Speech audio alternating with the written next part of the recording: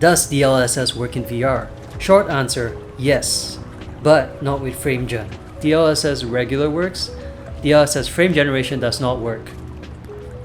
Long answer.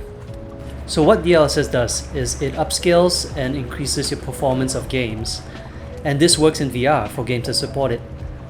So some VR games that support DLSS natively is Kayak VR Mirage, Hubris, No Man's Sky, a few more, and some also support FSR natively, like Blade and Sorcery and Elite Dangerous.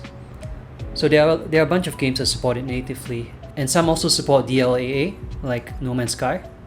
And of course, flat screen games that have UEVR mod or another VR mod, like Luke Ross. All this support DLSS and FSR if the game has it.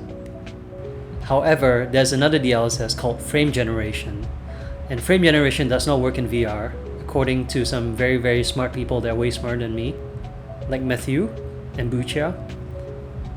He did a whole case study on it. So frame generation, what it does is it adds new frames between existing frames, and it uses AI to do this. And this doesn't really work in VR, and it also increases input lag. So how do you use DLSS in VR? Well, you can only use it in games that support it. Most of these games, they already have it in the settings. You just scroll down to anti-aliasing. If you can find DLSS there, that means it's supported. And if you're using a flat screen game, there's a high chance it also has a DLSS or FSR on it. So just go to settings and look for it. Just make sure you don't use frame generation.